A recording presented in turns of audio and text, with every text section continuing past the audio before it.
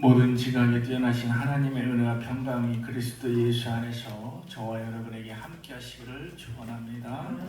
오늘 말씀 제목은 그리스도인의 삶의 목적이라는 제목으로 디모데후서 1장 3절 말씀 함께 은혜 나누도록 하겠습니다.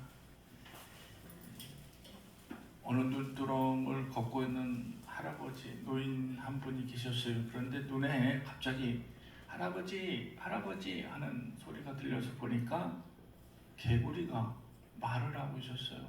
너무 신기해서 이 개구리를 얼른 덥석 잡았습니다. 그랬더니 저는요, 선녀인데요, 지금 개구리로 변해서 있는데요, 할아버지 저에게 입을 맞춰주시면 제가 다시 어여쁜 선녀로 다시 태어날 수 있고요, 할아버지와 함께 살아드릴게요 라고 했어요. 그랬더니 할아버지는 너무 기뻐서 이 개구리를 주머니에 넣고 다녔어요. 그러면서 계속 하루가 지나도 이틀이 지나도 계속 주머니만 넣고 다닌 거예요. 그래서 할아버지 저희 입을 맞춰주세요, 입을 맞춰주세요, 제가 선녀가 될 수 있다고요. 그런데도 절대로 입을 맞춰주지 않은 거예요. 그래서 하루는 개구리가 물었어요. 할아버지 왜 저에게, 제가 선녀가 되면 얼마나 좋아요, 저 이쁜 선녀예요, 입을 맞춰주시라니까요. 그랬더니 할아버지가 꼴꼴꼴 웃으면서 너도 내 나이 돼봐라, 선녀보단 말하는 개구리가 더 재미있지. 목적이 없는 인생은 그 인생을 대부분 소비 또는 허비를 하고 살 수 있습니다. 결국은 남는 것이 없는 인생이 되는 거죠. 그래서 목표를 정하고 분명한 목적을 가지고 있는 사람들의 대부분은 이 목표를 이루기 위해서, 이것을 성취하기 위해서 누가 뭐라 하든지 안 하든지 이를 위해서 앞으로 전진하는 모습을 볼 수 있습니다. 바울은요, 그의 인생 전반기, 후반기로 나눌 수 있습니다. 그런데 후반기에 맞아들였던 바울은 그 인생 절반이 오직 목표 딱 한 가지였습니다. 무엇을 위하여? 복음을 위해서. 오직 복음을 위해서 노력했던, 그리고 애쓰고 그리고 헌신적인 그런 노력을 했던 자타가 공인하는 그런 인생을 살았다, 이렇게 볼 수가 있습니다. 오늘 말씀을 보면은 이 서신이 쓰여진 때가 바울이 두 번째로 로마 감옥에 투옥되었던 그 시기에 이 서신이 쓰여졌습니다. 그런데 이 말씀을 보면은 바울을 지키고 있던 모든 형제들이 다 떠나갔어요. 바울이 가장 어려울 때 형제들은 다 떠나갔어요. 그래서 혼자 외로운 감옥에서 사투를 벌이고 있었을 때에 이 서신을 띄었다라는 것입니다. 사실 바울도 이제는 나이가 들었어요. 젊었을 때처럼 그렇게 헌신적으로 다니면서 그렇게 할 수 없는 노쇠한 외로운 사도 바울이었습니다. 그리고 제가 보기에는 그가 이 전도를 하면서 수많은 기적과 이적을 행하면서 복음을 전하면서 그리고 영적으로도 큰 우뚝 선 큰 산이었다라고 한다면, 그렇다면 그가 이제는 내 생이 얼마 남지 않았겠구나 라는 것을 직감적으로 알지 않았을까요?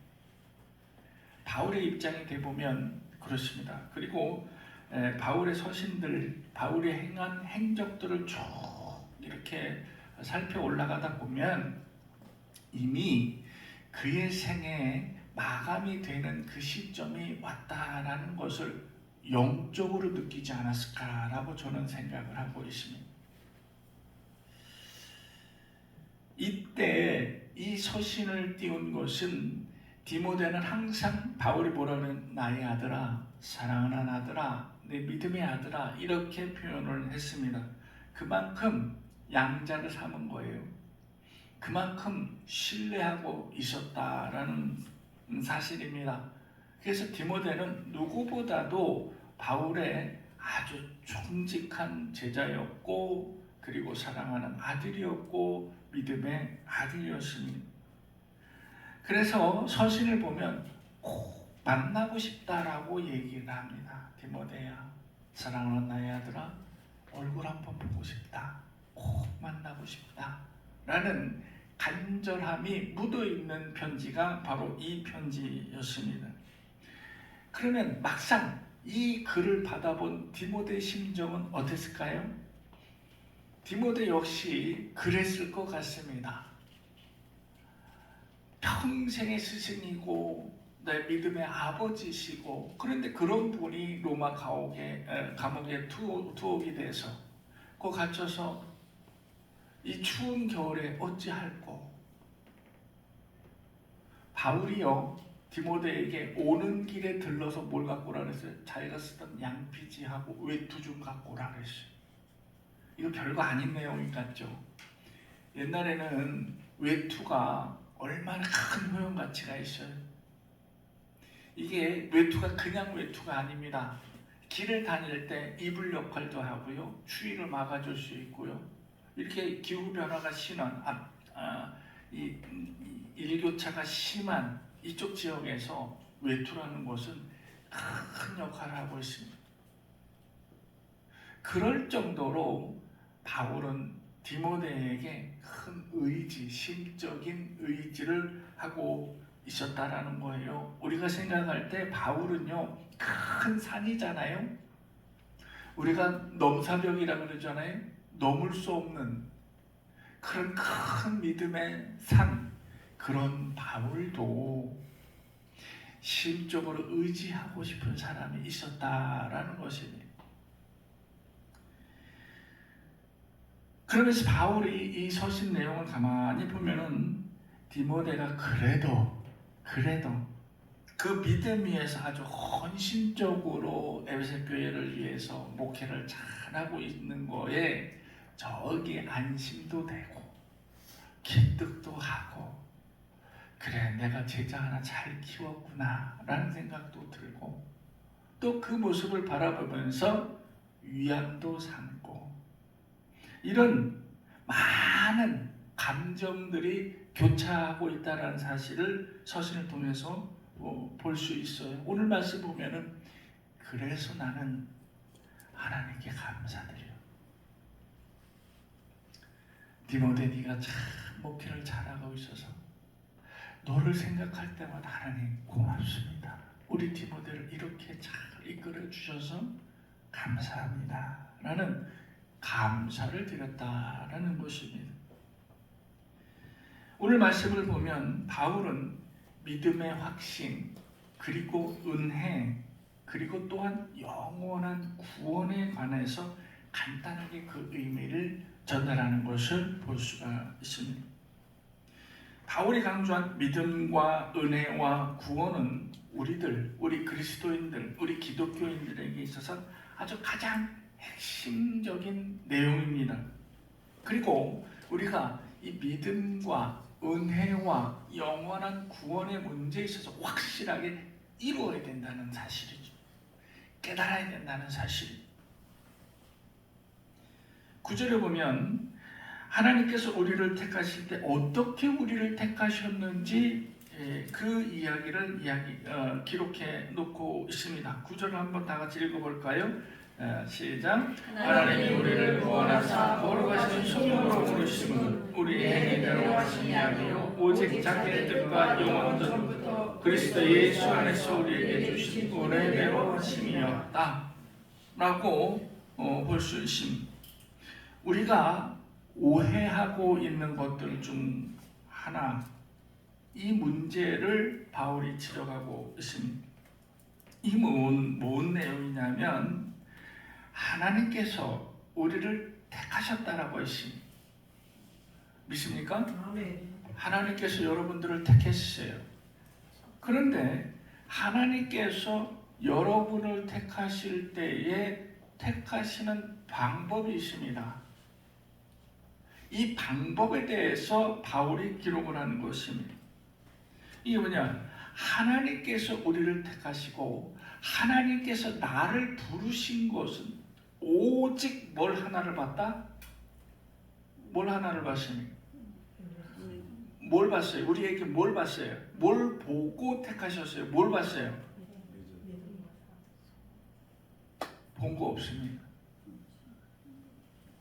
본 거 없어요. 하나님께서 나를 택하시고 하나님께서 나를 손짓하여 부르실 때는 오직 은혜였기 때문에 은혜로 나를 부르셨고 은혜로 나를 택하셨습니다. 다른 거 아무것도 없습니다.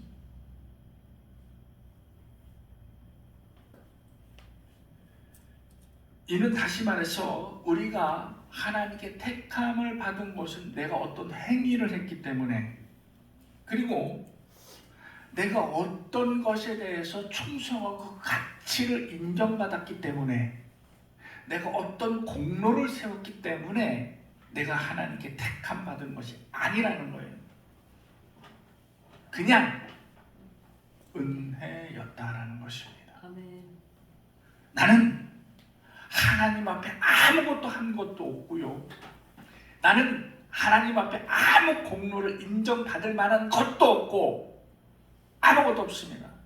그러나 하나님께서는 은혜로 나를 택하셨다라는 것을 바울이 분명히 기록을 하고 있습니다. 우리는 이 사실에 대해서 전적인 하나님의 은혜였다. 내가 지금 이 자리에서 하나님께 예배를 드리는 것조차가 전적인 하나님의 은혜로 내 정문을 열고 누가 예배를 드리고 있다는 사실을 깨달으시기 바랍니다. 내 마음이 움직였다고요? 내가 무엇을 이룩했다고요? 내가 어떤 행위를 했다고요? 내가 어떤 공로를 세웠다고? 그랬기 때문에 그 보상 차원으로 와서 예배 드리는 것이 아닙니다. 오직 은혜였습니다. 여러분, 오늘 이 시간 하나님이 나를 택하신 그 은혜를 체험하시기 바랍니다. 하나님 감사합니다. 하나님께서 나를 택해 주셔서 내가 지금 이 자리에 있을 수 있음을 감사를 드립니다 라는 것을 오늘 이 시간 체험해 주시기 바랍니다. 분명히 아셔야 하고 분명히 느끼셔야 하고 분명히 체험하셔야 됩니다. 아버지 감사해요. 이러면 더 이상 얘기가 필요 없는 거예요. 은혜로 내가 부름을 받았어요. 은혜로 부름을 받은 우리는 그 은혜에 감사하면서 앞으로 또 앞으로 나아가기만 하면 되는 것입니다. 더 이상 필요 없습니다. 그저 부름받은 은혜에 감사만 하면 되는 거예요. 그래서 감사의 포인트가 그렇게 중요한 거예요. 여러분, 뭐만 하면은 누구든지 목사님, 장로님, 권사님들이 감사하시오, 감사하시오, 감사하시오 이렇게 얘기하죠. 또 여러분들도 누구에게 아우 감사한 일이었어, 감사해야지, 감사해야지. 여러분, 감사의 포인트가 여기 있는 거예요. 여러분, 이 감사라는 것이 그냥 감사가 아닌 거예요. 이 감사라는 것은 하나님께 감사드리는 것은 하나님께서 주신 그 은혜임을 내가 인정하는 행위가 되는 거예요. 이해하시겠습니까? 하나님 감사해요. 하나님 감사해요. 라는 것은 하나님 은혜를 주셔서 너무 감사합니다라는 그 은혜라는 것을 인정하게 되는 거예요. 내가. 그래서 그 은혜를 인정하는 이것, 나는 하나님의 은혜로 구원을 이루었고 이래 이 구원을 구원을 이룬 인함으로 인해서 나는 하나님께 감사를 드립니다 라고 이렇게 고백을 하는 이 내용이 뭐냐? 통틀어서 믿음이에요. 이게 믿음이에요. 그래서 내가 받은 은혜와 그것을 알고 내가 인정하는 그 행위로 드리는 감사, 이것을 다 묶어서 보면 이게 믿음인 거예요. 이 믿음이 없으면 이런 은혜에, 이런 감사에 행위가 나올 수 없는 거예요. 믿음이 있기 때문에 이게 나오는 거예요. 이 믿음이 내 안에 굳건히 자리를 잡고, 그리고 어떤 비바람에도 흔들리지 않는 큰 믿음이 된다면, 아니 작은 믿음이라도 내 가슴 속에 확 인치심을 받았어요. 내 가슴에 새겨져 있어요. 작은 믿음이라도. 이게 그렇다면, 그러면 이 주변에 세상에 어떤 물리적인 작용으로도 이 믿음을 깨기는 어렵다라는 것입니다. 세상에 어떤 고난이 와도, 어떤 어려움이 와도, 어떤 괴로움이 닥쳐도, 어떤 물리적인 힘으로도 이 믿음을 움직이기는 어렵다. 흔들기는 어렵다. 그래서 큰 믿음이든 작은 믿음이든 내 가슴 속에 딱 아로사겨 있으면 그것으로 게임은 끝났다는 겁니다. 바울은 감옥에 투옥이 되고 고난을 받으면서도 흔들리지 않는 이 행위, 내가 이 감옥에 있으면서도 나는 평화롭고 나는 자유롭고, 그리고 내 이 감옥에 있으면 내 일신상의 모든 것은 억압받고 있지만 내 안에 모든 것은 충만하며 기쁘며 평안하다는 것은 무엇 때문일까요? 믿음 때문에. 자, 아까 말씀드렸던 그 얘기를 다시 한번 말씀을 드리면, 바울은 그 믿음 때문이라 그랬잖아요. 그러면 바울은 이미 하나님께서 나를 택하신 그 은혜를 충분히 느꼈으며 그 은혜에 충분히 감사했으며 이것이 곧 믿음으로 승화됐고, 그래서 이 믿음을 소유한 바울에게 내 일신상의 모든 억압을 하고 있는 이 감옥 생활, 슬기로운 감방 생활, 이거 나를 어쩌지 못하는 거예요. 바울은 지금 이 이야기를 하고 있습니다. 그렇다면 이런 큰 믿음을 소유한 이 바울이 그의 인생의 목적은 뭐냐? 목적. 그 인생의 목적이 뭐냐? 오늘 말씀을 3절 말씀을 보면 조상 대대로 하나님을 섬겨온 그 하나님을 나는 의심 없이 하나님을 섬겼으며 그런 하나님께 늘 감사를 드리고 있었으며, 그리고 또한 내 삶의 목적은 하나님을 기쁘시게 하는 삶이었다 라고 압축해 얘기할 수 있다라는 것입니다. 믿음의 아들 디모데를 위해서 늘 간구했다라고 기록되어 있습니다. 또 그를 위해서 축복을 하되 그도 믿음의 아들인 디모데도 나와 같은 믿음을 소유했으면 하는 바람으로 오늘 편지를 썼다라는 것입니다. 그러면서 바울은 또다시 언급을 하기를, 내가 감옥에 갇혀 있는 것 난 부끄럽지 않아. 나는 전혀 부끄럽지 않아.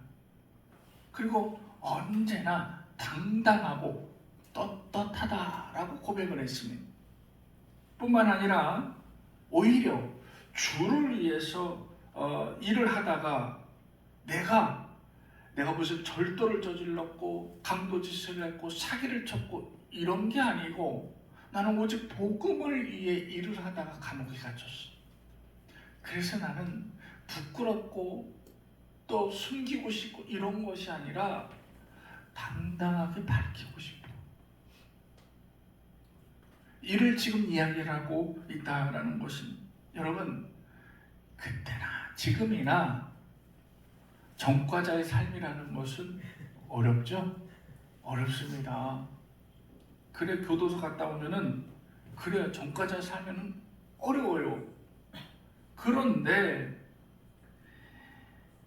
지금, 그때나 지금이나 이 어려운 삶을 바울은 다르게 봤다라는 거예요. 바울은 내가 감옥에 갇혀 전과자의 삶을 살지라도 난 늘 당당해.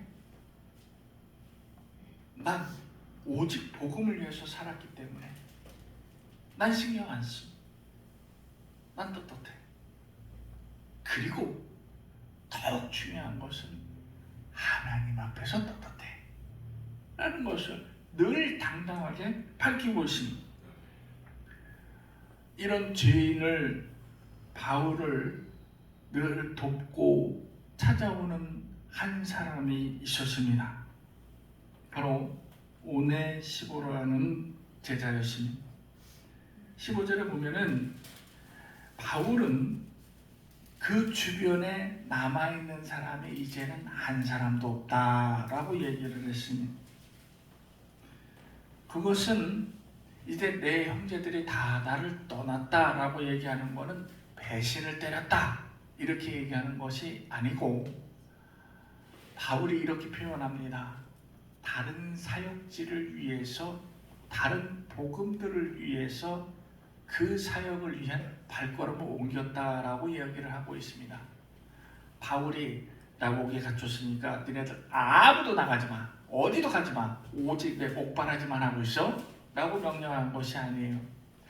나는 그렇게 감옥에 있었어도 여러분들이 복음을 위한 일이라면 나 괜찮아, 얼른 가, 복음을 위해서 얼른 가, 가지고 나 그거 무슨 나 옥바라지 할 게 필요하다고, 얼른 가 이렇게 얘기를 해서 자신의 제자들을 전부 파송을 보냈다라는 것입니다. 그러고 보니 바울 주변에 이제 남아있는 사람이 없는 거예요. 이때 찾아올 사람이 바로 오네시보로라는 사람이었습니다. 이 사람이 늘 바울을 위해서 면회오고 찾아오고 사식 넣어주고, 사식도 넣어주고 그랬다라는 것입니다.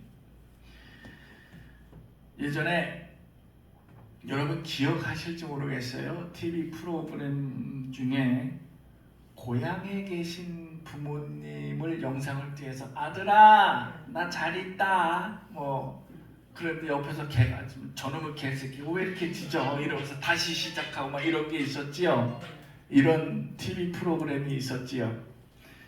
그런데 여러분, 그 TV 프로그램을 보면서 아주 웃긴 내용이 뭐 있었어요?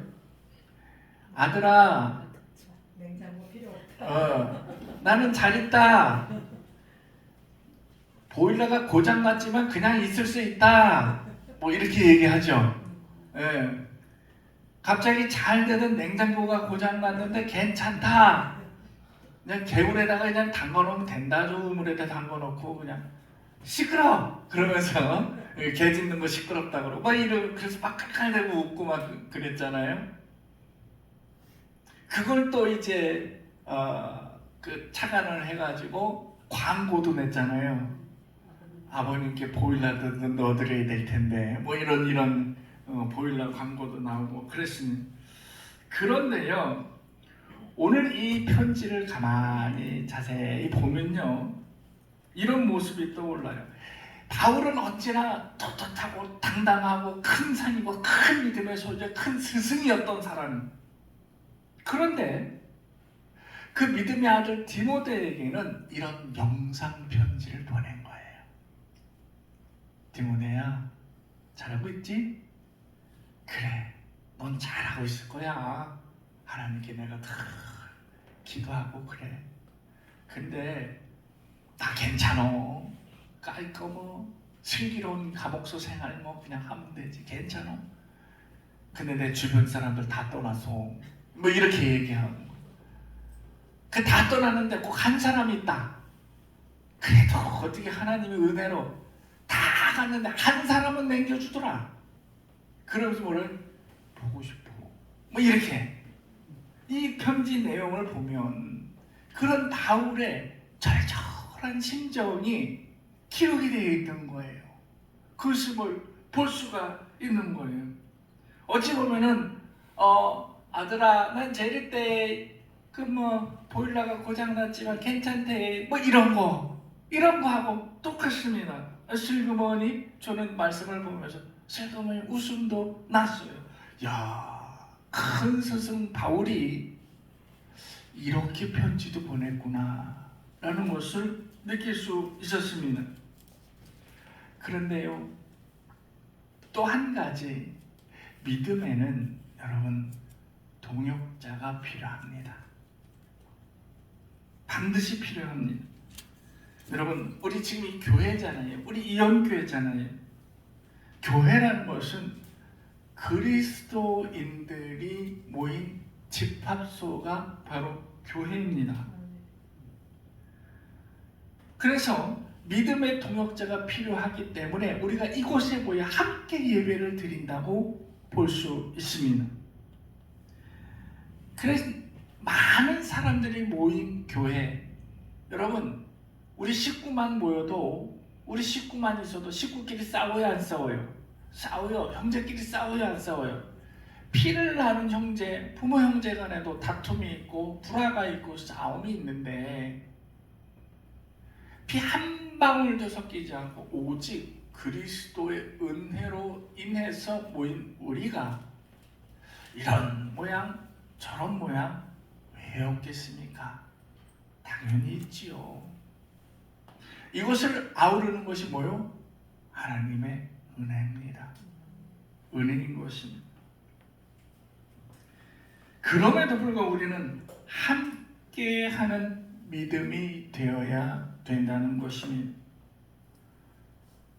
옥에 갇힌 바울이 있다면 그를 위해서 면회를 하고 그를 위해서 옥바라지를 하고 뒷바라지를 하는 이도 필요한 것입니다. 이게 바로 믿음의 동역자의 역할입니다.